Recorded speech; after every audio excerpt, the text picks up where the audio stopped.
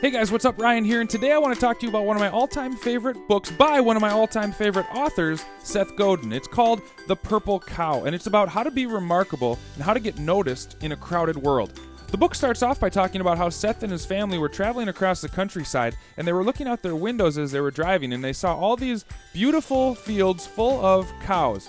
But eventually, it kind of faded into the background. They kind of got bored with all these white and black cows.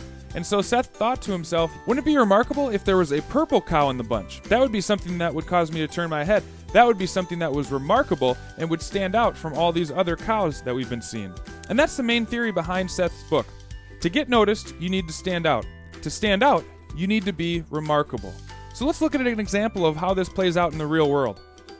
So in 2017, Stanford University had 38,828 applications to be admitted into their school.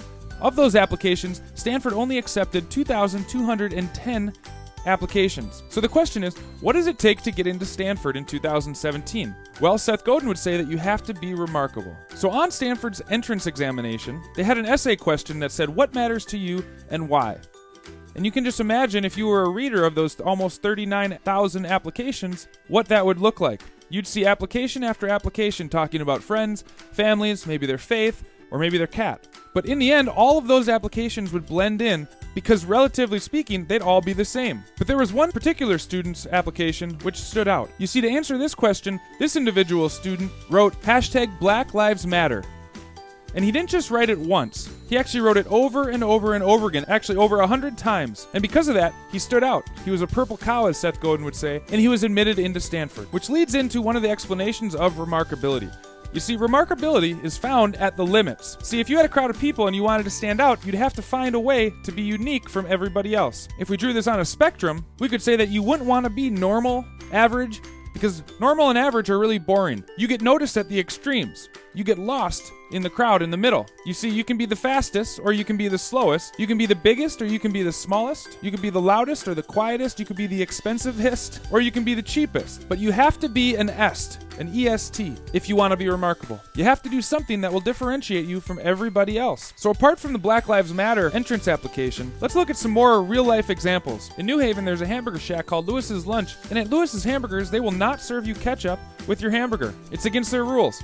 And because it's against their rules, because they won't allow you to have ketchup on your hamburger, it causes people to talk about it. It's actually remarkable. Another example of remarkability is Industry Kitchen in New York. You see, Industry Kitchen has the world's most expensive pizza. See, on top of the pizza is white Stilton cheese, foie gras, caviar, truffles, and 24-karat gold leaves. And if you wanted to buy one of these pizzas, it'd cost you $2,000 or $200 per slice. Now, whether you want gold on your pizza or not, what this does is it creates buzz, it creates people talking about it, and it creates remarkability. People are remarking about it because it is out of the ordinary. So when you're thinking about trying to get into college, trying to start a business, or trying to get hired for your next job, think about what can you do to stand out. Because as Seth Godin would say, if you want to get noticed, you have to do something remarkable.